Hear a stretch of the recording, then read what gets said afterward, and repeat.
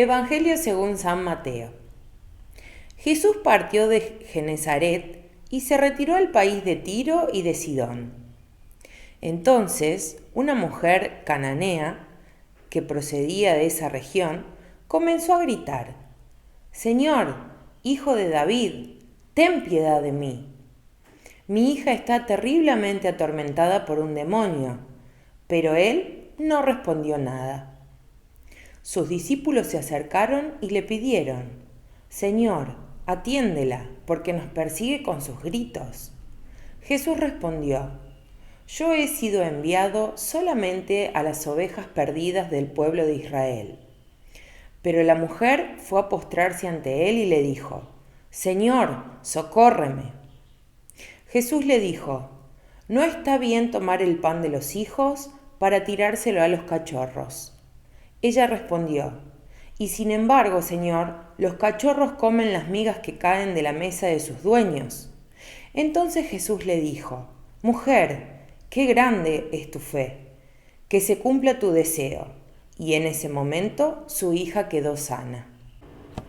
Hola amigos y amigas, si nosotros abrimos el texto del Evangelio, antes de encontrar el relato que hoy hemos proclamado, encontramos un episodio en el cual Jesús tiene un diálogo, diríamos una discusión acerca de lo que es puro y lo que es impuro. Quizá Jesús, también motivado por esto, respecto de esta discusión con aquellos que son considerados puros en el pueblo de Israel, los escribas, los fariseos, las autoridades religiosas, entonces Jesús decide ir a tomar un poco de aire fresco, diríamos, y parte de allí. Como Moisés partió con el pueblo de Israel de la esclavitud de Egipto, Jesús parte de esta situación de encierro, buscando entonces nuevos horizontes.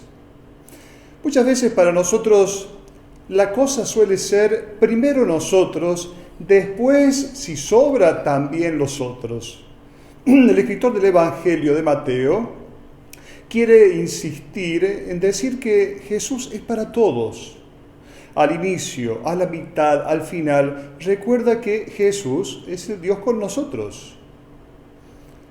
Los cananeos, hoy aparece esta figura de esta mujer cananea, eran los que habitaban la tierra prometida antes de la llegada de los hebreos de Egipto. Ellos eran politeístas, cosa que en realidad parece que a Jesús no le molestaba tanto, le molestaba más todavía la actitud cerrada de las autoridades religiosas de Israel. Los cananeos adoraban los dioses de la fertilidad y eran considerados idólatras por los judíos. Sorprende que Jesús en el Evangelio es bastante duro con esta mujer cananea. Jesús se comporta en esta ocasión como un pío, como un piadoso hebreo ligado a la ley, que no quiere tener nada que ver con quien no es de la religión hebrea. Así aparece Jesús, diríamos, si nos tenemos directamente a la letra del texto. Jesús va a crecer en un clima de padres conservadores.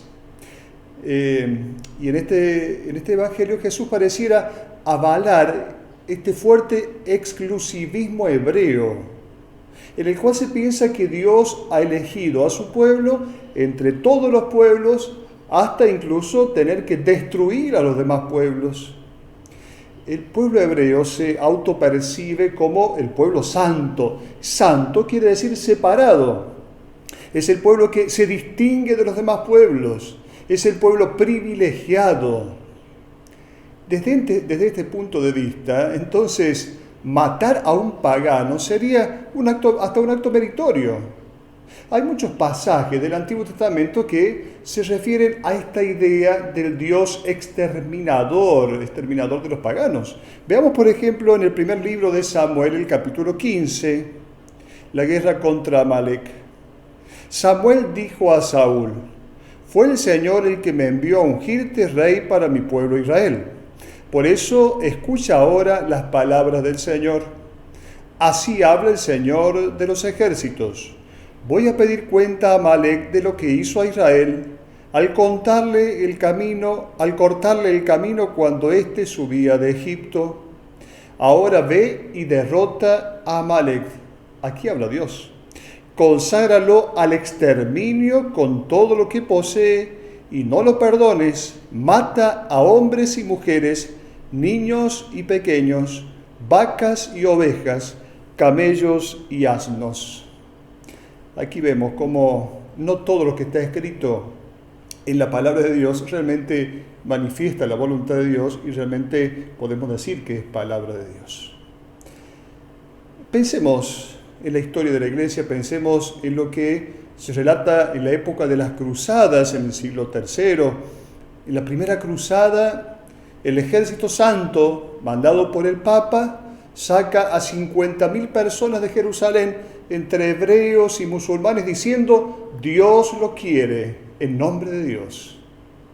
Es que todo integralismo religioso tiene su fundamento aquí: sentirse en la verdad, sentirse dueño de la verdad es la premisa de toda aberración.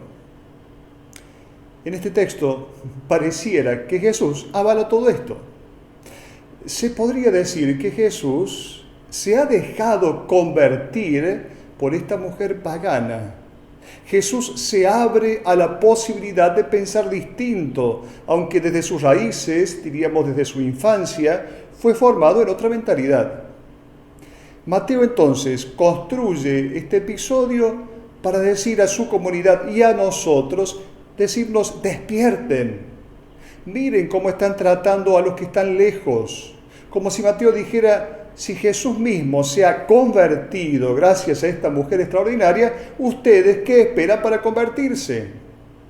Mateo invita a su comunidad y a nosotros: piensen que el amor de Dios no es para algunos en particular. Piensen que Dios no puede tener privilegios con nadie, para ninguno de sus hijos. Ni siquiera es correcto hablar de los privilegios de la Virgen María. El amor de Dios es para todos. El cristianismo no es una escuela de mejorismo o una técnica de preservación del mal, es un estilo de vida. Una cosa linda de ver en este texto es también cómo palpitan algunos pasajes del Antiguo Testamento. Pensemos, por ejemplo, en Jonás. Aquel personaje, aquel profeta, es enviado a predicar a un pueblo, a los ninivitas, para que se convierta. Jonás se resiste a ir, pero finalmente va. Y el pueblo se convierte.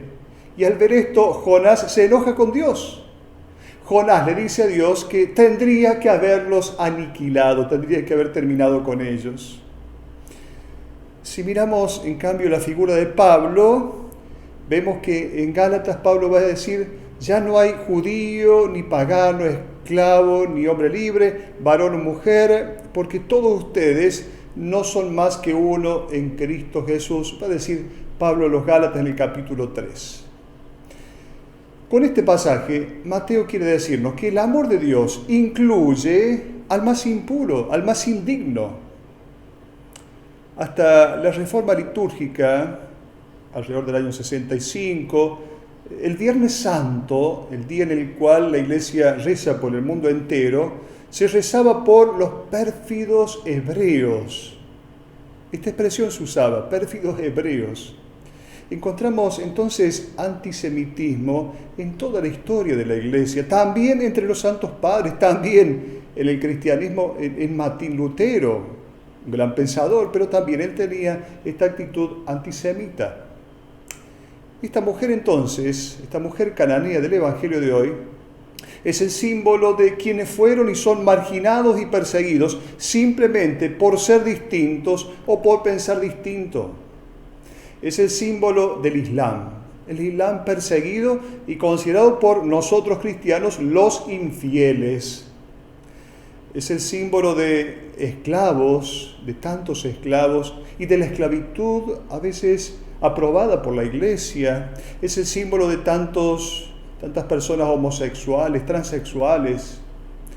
Es el símbolo de quienes hubieran querido ser escuchados, abrazados, acogidos por una iglesia madre. En el texto de hoy encontramos que la mujer se dirige a Jesús llamándolo el Hijo de David. Pareciera que Jesús no escucha ciertamente esta expresión, Hijo de David. Es que en realidad a Jesús no le cuadra esta expresión, Hijo de David. Porque la expresión Hijo de David hace referencia a que Jesús debería imponer el reino, diríamos, a la fuerza. Y evidentemente Jesús no viene a imponer un reino por las fuerzas. No viene en este sentido, por eso no es el Hijo de David, en el sentido de imponer un reino por las fuerzas, diríamos, con el poder, sino con el servicio.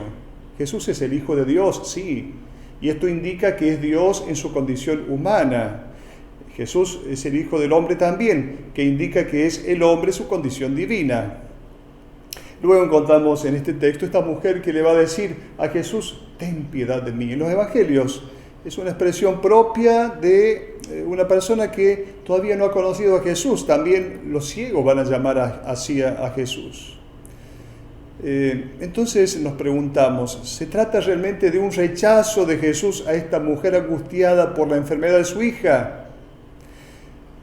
Algunos biblistas, algunos autores, proponen una lectura un poco diversa respecto a este rechazo de Jesús. Dicen que en realidad Jesús quiere educar a sus discípulos en una mentalidad más abierta. Entonces, ¿qué hace Jesús?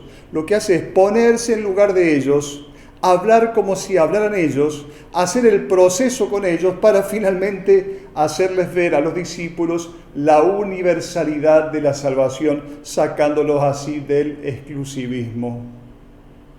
De hecho, Jesús en el capítulo 8 de Mateo cura al servidor del centurión. Jesús alaba la fe del centurión diciendo que no ha encontrado en Israel una fe tan grande. Jesús elogia a un pagano. Bueno, podríamos decir que Jesús no nació sabiéndolo todo.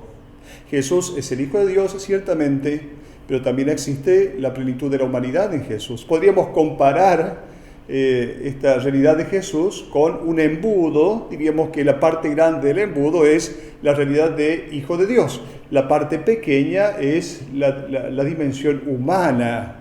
Entonces todo lo de Hijo de Dios de Jesús tiene que pasar necesariamente por su humanidad. Lo lindo es entonces que en este Evangelio vemos que finalmente la salvación no es ofrecida para algunos, sino que es ofrecida para todos. Por eso vemos un Jesús para todos y rechazamos, renovamos nuestro deseo de rechazar todo tipo de exclusivismo. Por lo tanto, ante esta pregunta, primero para los míos, después para los otros, decimos que no. El exclusivismo en la raza, en la religión, en el clan familiar, todo esto ciertamente lo rechazamos. Jesús se ha dejado convertir por esta mujer. Por lo tanto, para Jesús, esto que puede haber sido una amenaza fue convertido en una oportunidad. Esto que pudo haber sido un peligro se convirtió en una oportunidad. Porque los problemas son, las justificaciones del derrotado y son el desafío para el excelente. Para Jesús esto fue un verdadero desafío para darnos el mensaje de que la salvación es ofrecida para todos. Hasta la próxima.